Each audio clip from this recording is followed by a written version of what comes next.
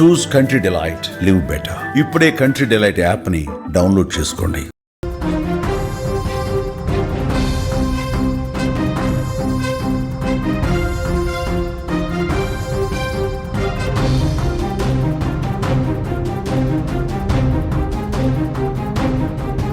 హితీక్షను చంపింది పిండి మమతే అని తేల్చిన తర్వాత పోలీసులు సీన్ రీకన్స్ట్రక్షన్ చేశారు. గడిచిన 48 గంటలుగా మమతని తమ అదుపులో ఉంచుకున్న పోలీసులు అనేక రకాలుగా ఆమెను ప్రశ్నించిన తర్వాత అసలు హత్య ఎలా జరిగింది అనే విషయాన్ని వాళ్ళు రికార్డ్ చేసేందుకు సీన్ రీకన్స్ట్రక్షన్ చేశారు.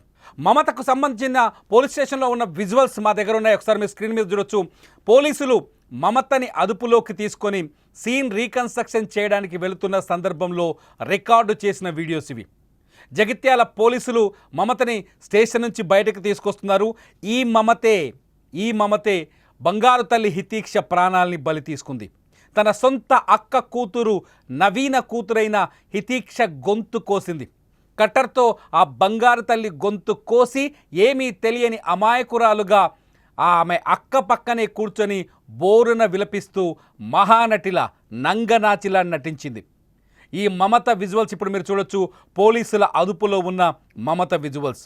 ఎప్పుడైతే మమత హితీక్షను చంపినట్టుగా పోలీసులు నిర్ధారించుకున్న తర్వాత అసలు ఎలా చంపావు, ఎలా మర్డర్ ప్లాన్ చేశావు, హత్యకి ఎన్ని రోజుల నుంచి ఈ ప్లాన్ రాసుకున్నావు అనే విషయాలన్నింటినీ బయటకు లాగే ప్రయత్నం చేశారు పోలీసులు.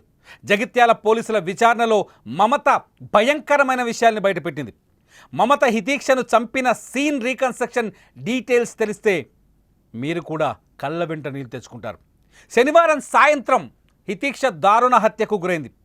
శనివారం సాయంత్రం హితీక్షని మమత అటకాయించింది. మొహరం పండగ ఎక్కడైతే ఈ కోరుట్లలో మొహరం అనేది చాలా పెద్ద పండగ. ఎక్కువ మంది ఊరంతా కలిసి ఒక పెద్ద ఫెస్టివల్లా చేస్తారు. ఈ మొహరం పండగ సందర్భంగా స్కూలుకు వెళ్ళి తిరిగి వచ్చిన హితీక్ష అక్కడ పీరీల ప్రదర్శనను చూసేందుకు వెళ్ళింది. పీరీలను చూస్తున్న సమయంలోనే సాయంత్రం 5 గంటల సమయంలోనే హితీక్షని కనిపెట్టిన మమత తన వెంట తీసుకొచ్చింది. సొంత పిన్నే కావడంతో హితీక్ష మమత వెంట నడుచుకుంటూ వచ్చింది.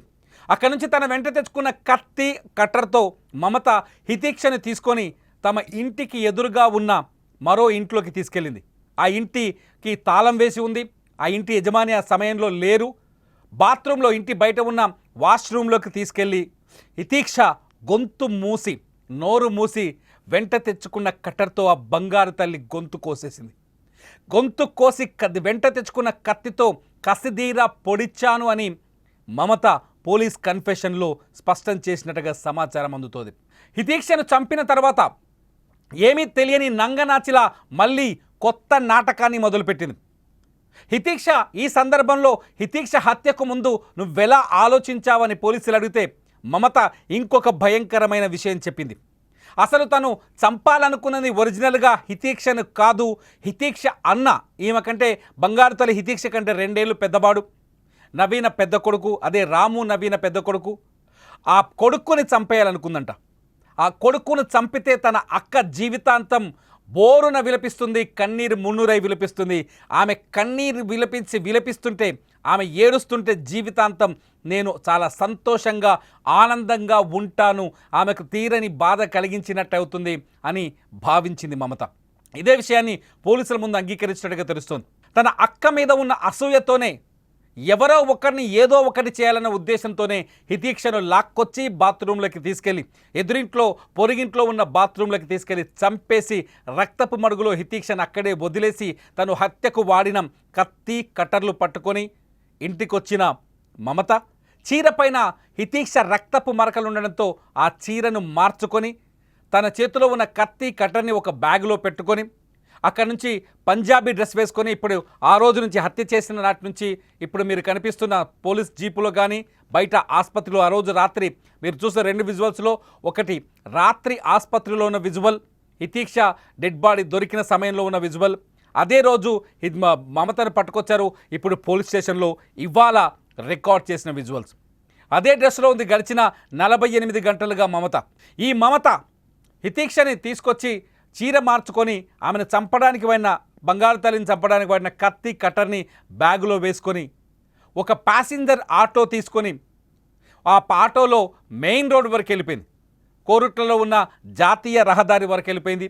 జాతీయ రహదారి పక్కనే జిఎస్ ఫంక్షన్ హాల్ అని ఒక హాల్ ఉంటుంది.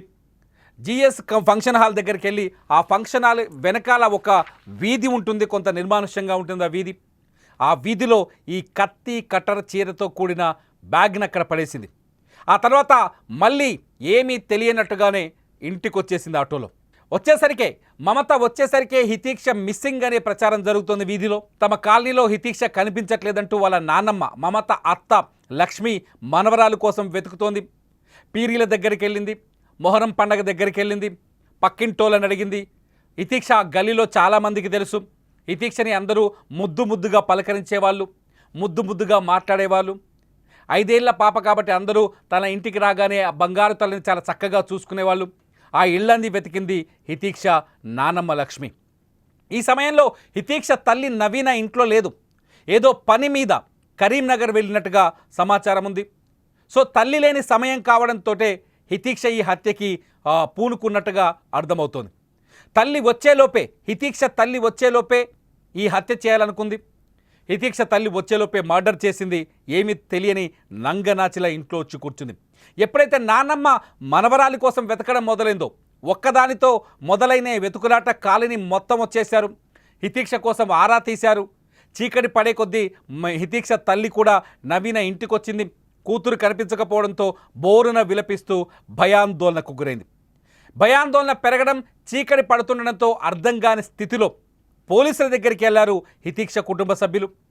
పోలీసులు వచ్చి సెర్చ్ చేస్తే హితీక్ష డెడ్ బాడీ ఎదురుగా ఉన్న ఇంట్లో బాత్రూంలో రక్తపు మడుగులో గొంతు కోసి కనిపించింది. మీరు ఆ బాత్రూమ్ని కూడా ఇప్పుడు స్క్రీన్లో చూస్తున్నారు. ఈ బాత్రూంలో మీకు కనిపిస్తున్న బ్లాక్ అండ్ వైట్లో మేము చూపిస్తున్న ఆ బ్లడ్ ఆనవాళ్ళు మీరు చూస్తున్నారు. ఈ బాత్రూంలోనే హితీక్ష డెడ్ బాడీ దొరికింది. హితీక్ష డెడ్ బాడీని చూడగానే ఒక్కసారిగా అందరూ బోరున విలపించారు. ఎవరు హితీక్షను చంపారనే విషయం అర్థం కాని పరిస్థితి. పోలీసులు కూడా షాక్కు గురయ్యారు. విషయం వెంటనే జిల్లా పోలీసు ఉన్నతాధికారి ఎస్పీ దగ్గరికి వెళ్ళిపోయింది. ఇమీడియట్లీ రంగంలోకి దిగిన ఎస్పీ సరాసరి జగిత్యాల నుంచి కోరుట్లకు వచ్చారు. కోరుట్లలో హితీక్ష ఇంటి పరిసరాన్ని పరిశీలించారు. ఆ హితీక్ష మర్డర్ జరిగిన ప్లేస్ను చూశారు. సాయంత్రం 9 గంటల నుంచి ఉదయం 4 గంటల వరకు ఎస్పీ అక్కడే ఉండి పూర్తి స్థాయి విచారణ జరిపించారు. ఈలోపు టెక్నికల్ టీం వచ్చింది, పోలీస్ క్లూస్ టీం వచ్చింది, అట్లాగే డాగ్ స్క్వాడ్ వచ్చింది. డాగ్ స్క్వాడ్ వచ్చి మర్డర్ జరిగిన ప్లేస్ నుంచి హంతకులు ఎటువైపు వెళ్లారనే విషయాన్ని పసిగడుతూ వెళ్ళింది. కట్ చేస్తే ఆ డాగ్ స్క్వాడ్ నేరుగా హితీక్ష ఇంట్లోకి వెళ్ళింది. దీంతో పోలీసులకు క్లారిటీ వచ్చింది, ఇంట్లో వాళ్ళే ఈ హత్య చేశారని. వెంటనే కుటుంబ సభ్యులందరినీ కూర్చోబెట్టి ఒక్కొక్కరిని ఆరా తీశారు పోలీసులు. వాళ్ళ కదలికలపైన ఆరా తీశారు. అంతేకాదు హితీక్ష హత్యకు గురైన ఇంటి పక్కనే ఒక కన్స్ట్రక్షన్ జరుగుతుంది. ఆ కన్స్ట్రక్షన్లో కొందరు తాపీ మేస్త్రీలు అంటే భవన నిర్మాణ కార్మికులు ఉంటారు కదా, వాళ్ళని కూడా విచారించారు. పోలీస్ స్టేషన్కి తీసుకెళ్లారు. ఆ తర్వాత హితీక్ష నానమ్మ లక్ష్మిని పోలీస్ స్టేషన్కి తీసుకెళ్లారు. ఆ తర్వాత హితీక్ష బంధువుల్ని కొందరిని పోలీస్ స్టేషన్ తీసుకెళ్లారు. ఆ వీధిలో ఉన్న వాళ్ళని తీసుకెళ్లారు. అట్లాగే హితీక్ష డెడ్ బాడీ దొరికిన ఇంటి యజమానికి ఫోన్ చేశారు. అతను కొన్ని రోజులుగా వరంగల్లో ఉంటున్నాను, ఆ ఇంట్లో ఉండట్లేదనే సమాధానం చెప్పారు. గ్రామస్తులు కూడా ధృవీకరించడంతో ఆ తర్వాత హితీక్ష పిన్ని చిన్నమ్మ అని పిలుస్తారు తెలంగాణలో, ఆ చిన్నమ్మ మమతని పిలిచారు. మమతని పిలిస్తే మాటల్లో తేడా వచ్చింది. మమత ప్రవర్తన పైన పోలీసుల దగ్గరున్న టెక్నికల్ టీం లోకల్గా ఉన్న సీసీ కెమెరాల్ని పరిశీలించారు. ఇటు డాగ్ స్క్వాడ్ కూడా మమత వైపే చూడడంతో అనుమానం చాలా స్పష్టంగా పెరిగిపోయింది. అంతేకాదు అక్కడున్న స్థానికులు కూడా మధ్యాహ్నం మమత చీర కట్టుకుంది, ఆ తర్వాత ఇప్పుడు పంజాబీ డ్రెస్ వేసుకుందనే సమాచారాన్ని గమనించారు, పోలీసులకు అందించారు. దీంతో సీసీటీవీ ఫుటేజ్ చూస్తే హత్యకు గురైన ఇంట్లోంచి మమత ఒక బ్యాగ్ తీసుకొని బయటకు వస్తున్న దృశ్యాలు కనిపించాయి. ఆ బ్యాగులోనే హత్యకు వాడిన కత్తి కట్టరున్నట్టుగా పోలీసులు అనుమానించారు.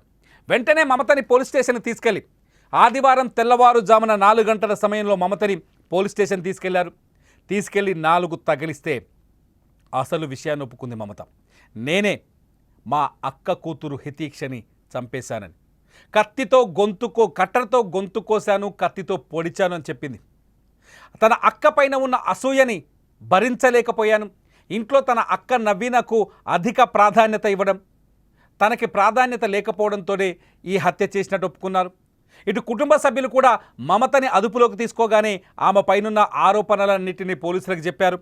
మమత ఆన్లైన్ బెట్టింగ్లు ఆడుతుందని, అట్లాగే బిట్ కాయిన్స్ లాంటి వాటిలో డబ్బులు పెడుతోందని, 30 లక్షల రూపాయల వరకు దుర్వినియోగం చేసింది, అప్పులు చేసిందని కుటుంబ సభ్యులు చెప్పారు. ఈ ఫ్రస్ట్రేషన్లోనే మమతకి కొంత కుటుంబంలో చిన్న చూపు దక్కింది. అయితే నవీన కుటుంబ బాధ్యతలను తీసుకోవడం, ఎందుకంటే నవీన భర్త రాము, మమత భర్త లక్ష్మణ్, రాము లక్ష్మణ్ తండ్రి కూడా, నవీన అత్త కూడా, మామ కూడా దుబాయ్లోనే ఉంటున్నారు.